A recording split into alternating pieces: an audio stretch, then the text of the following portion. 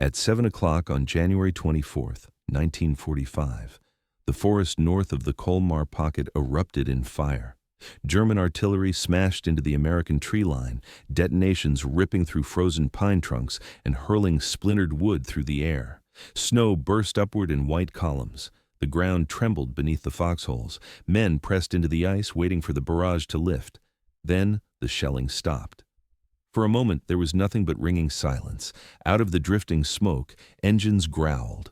6 Tiger tanks pushed forward through the trees. Behind them came hundreds of German infantry, rifles ready, moving in disciplined formations, advancing through shattered forest toward the American line.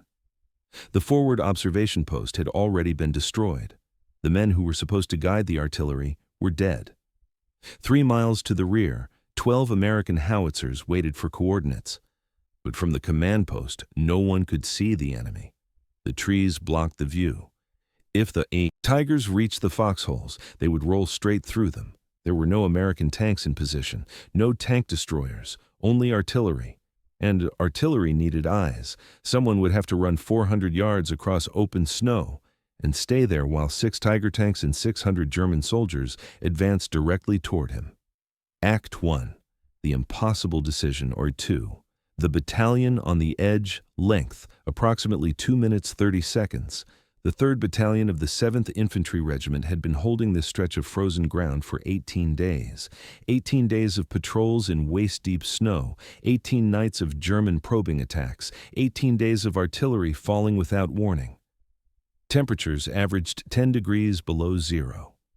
Water froze inside canteens. Rifles had to be kept under blankets at night to keep their bolts from locking solid. Men slept in shallow foxholes carved into frozen earth, boots still on, because taking them off meant they might never get them back on. In 2 weeks, 43 soldiers had been killed or wounded, most of them by shellfire or snipers who knew the forest better than the Americans ever could. The Colmar Pocket was the last German foothold in France, a wedge of frozen farmland and dark timber west of the Rhine.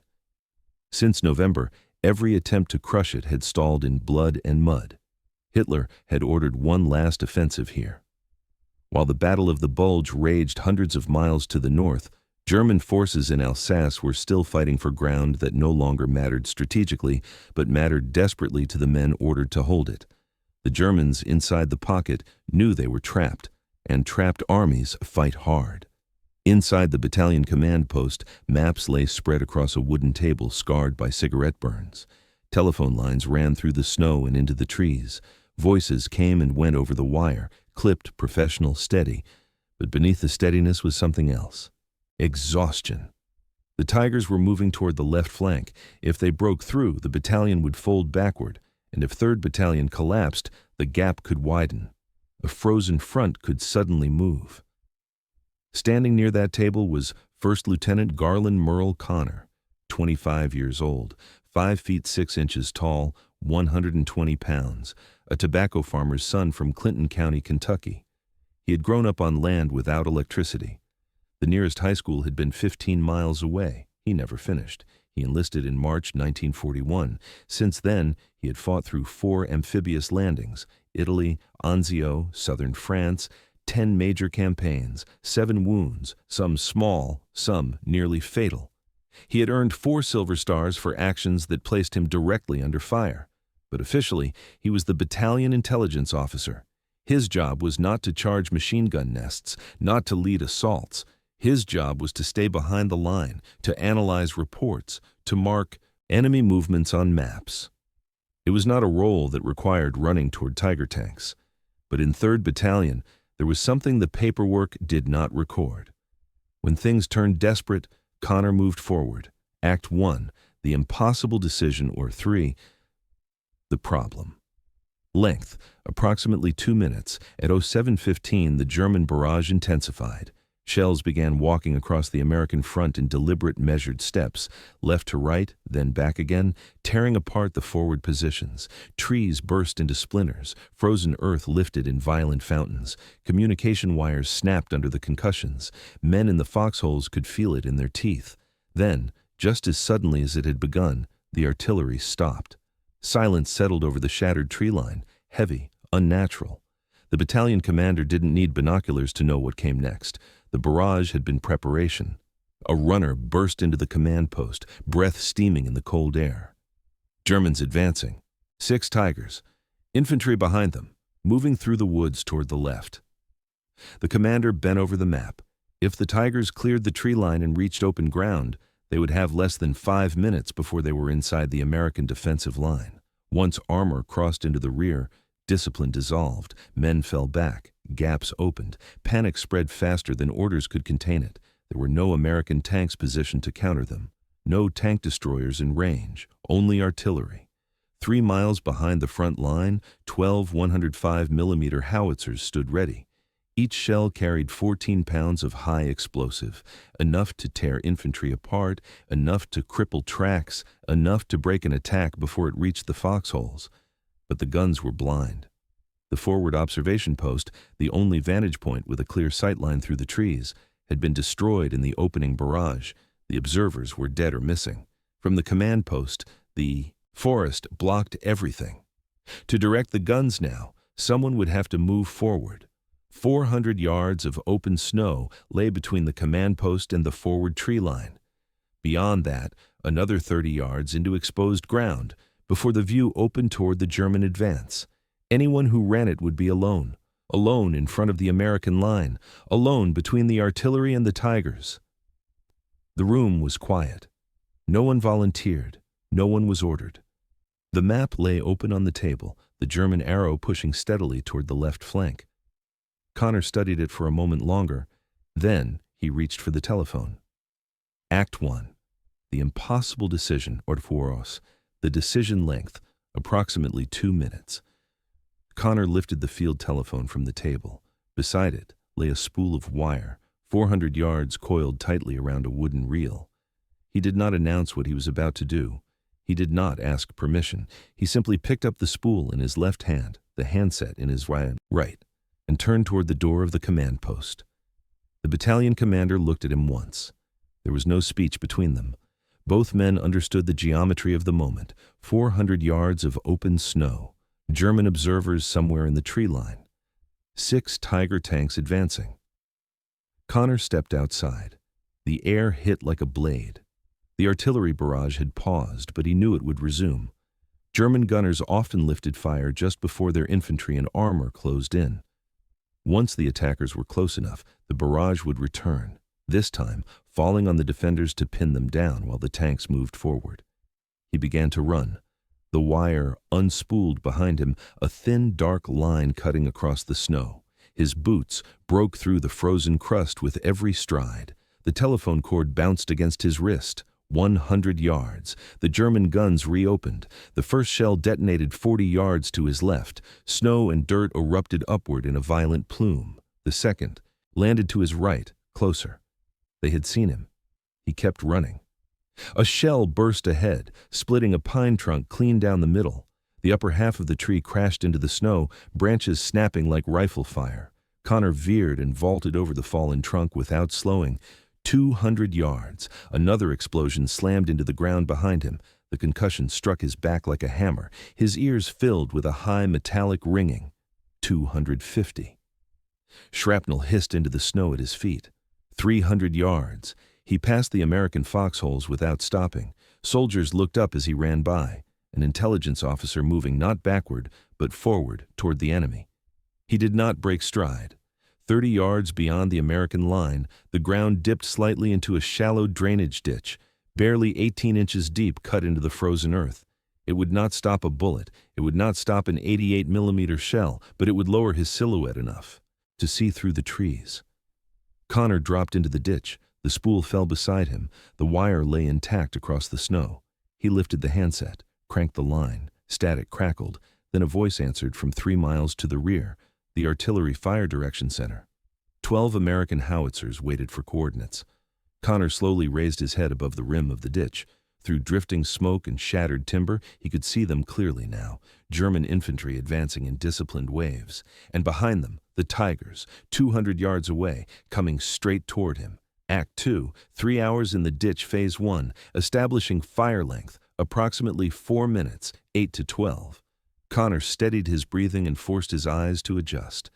The German infantry were advancing in squad formations, one element moving while another covered. They were not charging blindly. They were closing methodically, rifles at the ready, stepping through the shattered forest in short rushes. Behind them, the Tigers pushed through thinner trees as if they were brush, 60 tons of steel and engine noise moving slow but unstoppable. 200 yards. Connor lifted the handset. Fire mission, enemy infantry in the open, grid coordinates. His voice was calm, measured. 3 miles to the rear, the fire direction officer repeated the coordinates back to him. 12 105mm guns pivoted. The first shells would arrive in 40 seconds. Connor kept his head just above the edge of the ditch. Snow clung to his sleeves. His breath fogged the air in front of him. He counted in silence. 38, 39, 40. The sky tore open. 12 shells screamed overhead and detonated in the tree line, 150 yards behind the German infantry. Too far. The Germans barely flinched. A few glanced backward, but they kept moving. Artillery landing behind an assault was common. It meant the defenders were guessing. Connor grabbed the handset again. Drop 100. Fire for effect. 18 seconds later, the second salvo arrived. This time, the shells landed directly in the middle of the advancing formation. The forest exploded. Trees disintegrated in violent bursts of splintered wood. Shrapnel scythed through the snow-covered ground. 14 pounds of high explosive in each shell, 168 pounds, detonating at once among tightly packed infantry. Men disappeared in the smoke. Others went down and did not rise. The advance stalled. Connor did not hesitate. Repeat, same coordinates. The American guns increased their rate of fire, 4 rounds per minute per gun, 48 shells every 60 seconds.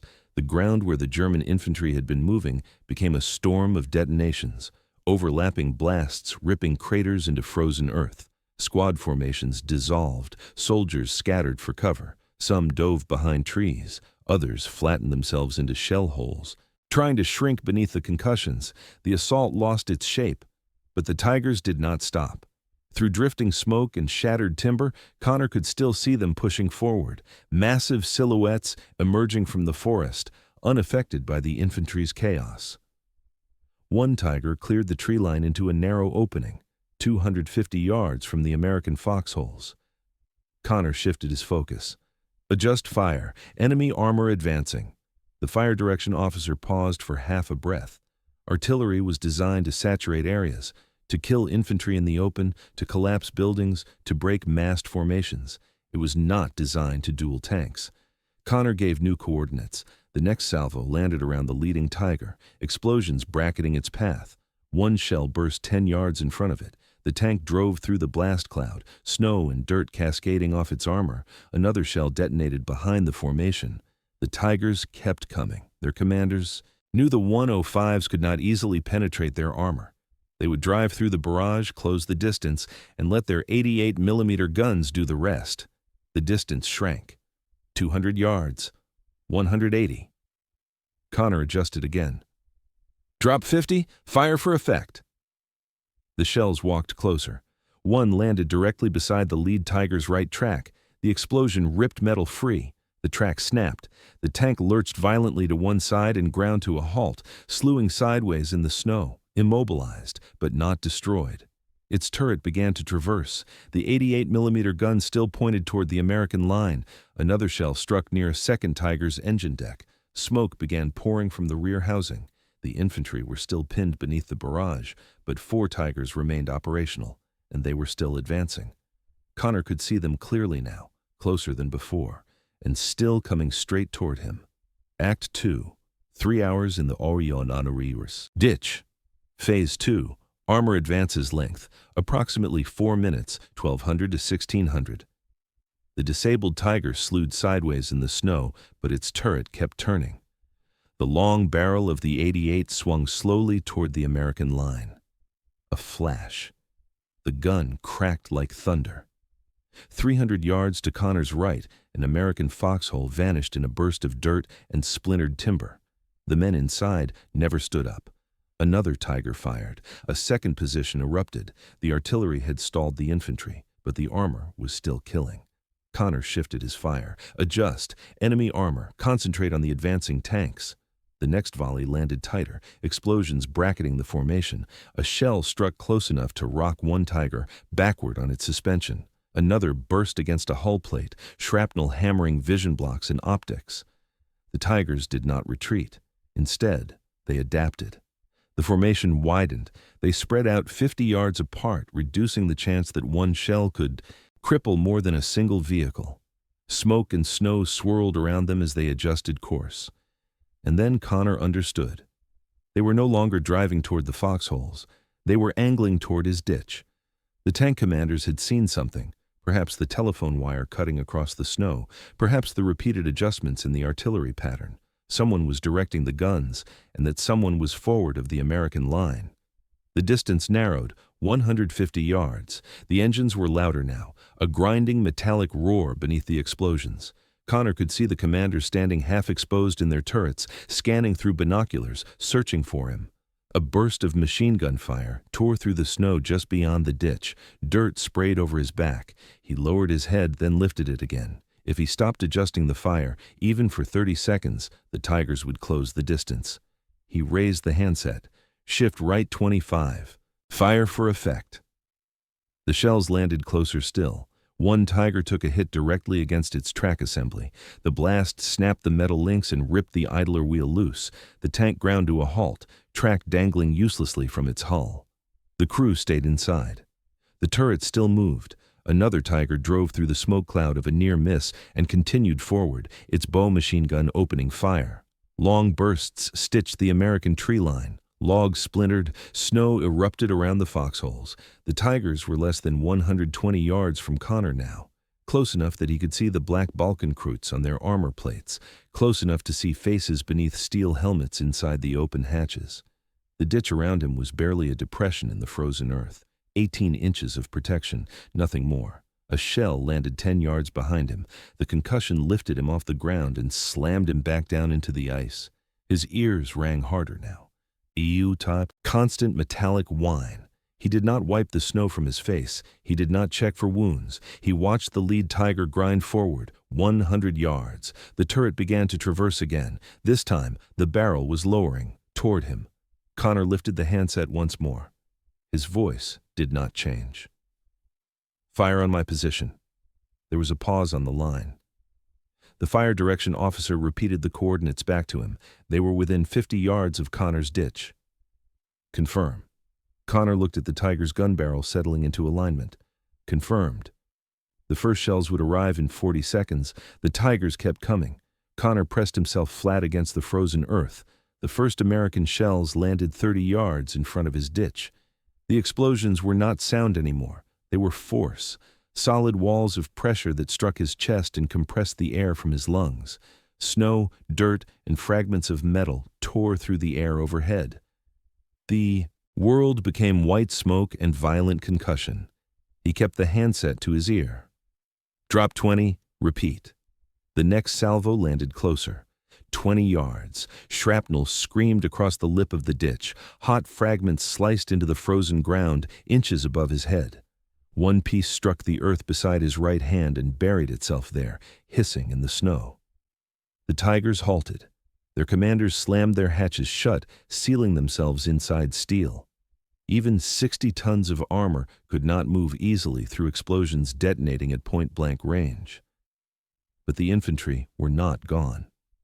Through gaps in the smoke, Connor could see movement. Small groups of German soldiers regrouping behind the immobilized Tigers, using the hulls as shields.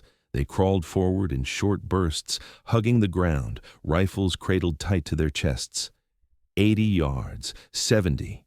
Connor shifted fire again, walking the explosions back and forth across the advancing line. Each adjustment had to be exact. Too far, and the Germans would break through. Too close, and the shells would land inside the ditch. Another American barrage detonated 20 yards in front of him. The blast lifted him completely off the ground and slammed him back down. For a moment he could not hear anything at all, only silence, like the inside of a sealed room. Then the ringing returned. High, constant. Through it, he heard something else, German artillery. The first enemy shell landed behind the ditch, then another, slightly closer. German observers had found him. The ditch, 18 inches of frozen earth, had become the focal point of 2 artillery barrages, American shells falling in front of him, German shells walking in from behind. Snow and shattered wood rained down without pause. A shadow slid into the ditch beside him. A private from the battalion intelligence section, young, face pale with cold, had crawled forward, carrying extra telephone wire and a backup handset. He lay 5 feet to Connor's right, scanning the smoke for movement. "Infantry left!" the private shouted. Connor adjusted. "Shift left 15. Fire for effect." The shells answered. A line of explosions erupted across the snow where the Germans had begun to rise. Figures disappeared in the smoke. The private lifted his rifle, watching through the haze. Then he jerked backward. Shrapnel tore through his leg just above the knee. Blood poured into the snow, instantly dark against the white. He bit down hard to keep from crying out. Connor grabbed him by the collar and pulled him deeper into the ditch. "You need a medic," Connor said. The private shook his head, teeth clenched, breath shaking in the cold air. "I'll stay." He propped himself against the frozen wall of the ditch, rifle resting across his lap, eyes scanning for movement. Blood pooled beneath him, freezing as it spread. The Tigers moved again. One emerged from the smoke cloud, 70 yards from the American foxholes. Its bow machine gun opened fire, long controlled bursts chewing into the tree line. American soldiers pressed into their foxholes, firing back with rifles that could not penetrate the armor. The Tiger's turret began to traverse toward the defensive line. Connor raised the handset. "Danger close, high explosive, my coordinates." There was no hesitation this time. The battery fired. The shells landed inside 50 yards. The blast wave struck like a physical blow. The ditch filled with dust and ice. Connor felt heat on his face as fragments cut through the air above him. When the smoke thinned, the Tiger had stopped. Its driver's vision blocks were shattered. The turret moved sluggishly, grinding against damaged metal. The tank lurched sideways and became stuck in a crater, churned open by repeated impacts. The crew bailed out, 5 figures scrambling from steel hatches into a storm of American rifle fire. 3 fell before reaching the tree line. The other 2 vanished into smoke. 4 Tigers were now disabled or abandoned. 2 remained operational, and the German infantry were inside 50 yards. Act 2, 3 hours in the ditch. Phase 4, ammunition.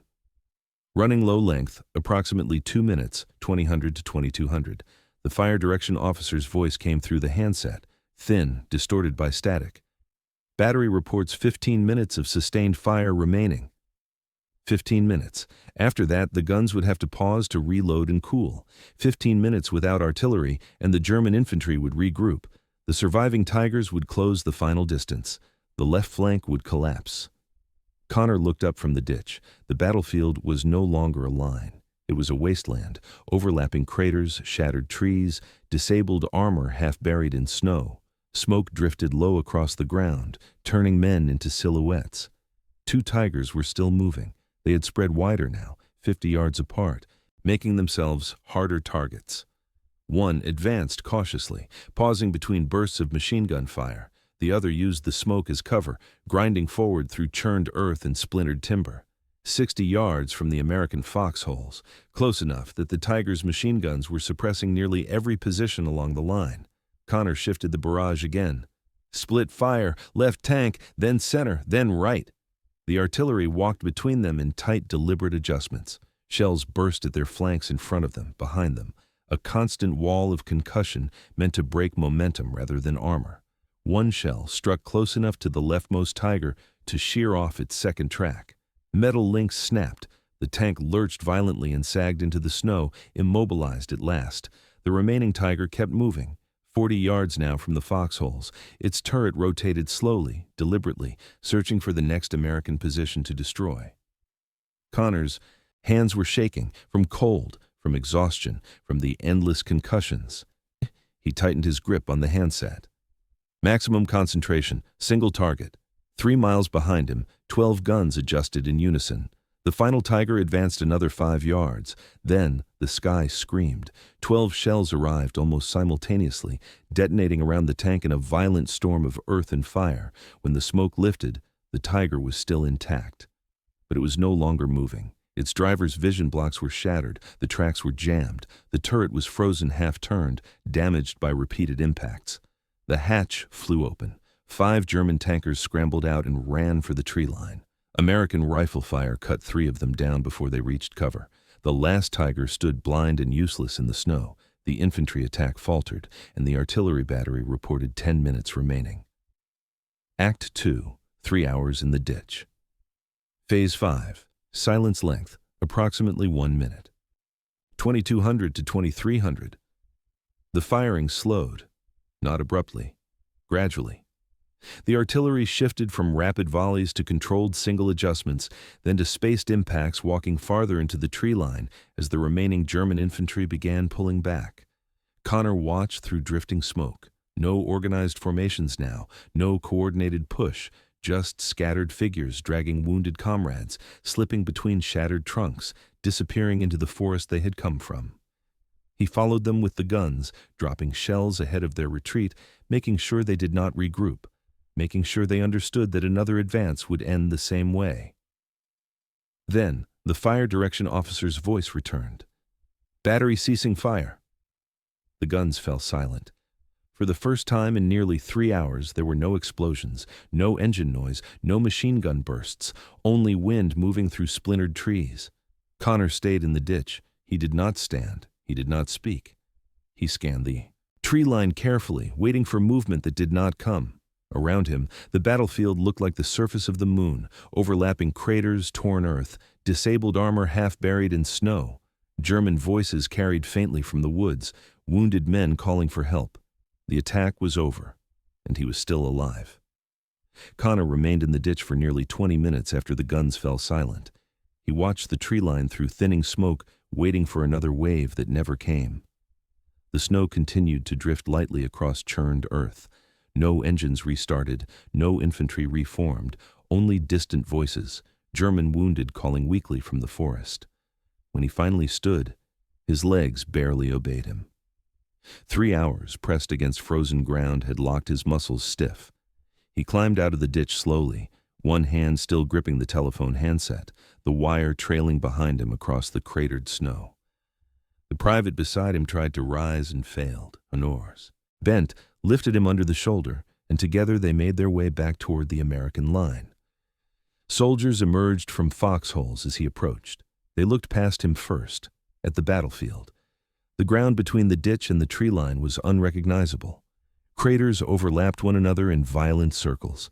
Blackened tree stumps jutted upward like broken teeth. Disabled tigers sat motionless in the snow. Steel hulks surrounded by scattered debris and dark shapes that had once been men. The battalion commander met Connor near the foxhole line. He did not speak. He looked at the field, then at Connor, and nodded once. Medics took the wounded private to the aid station.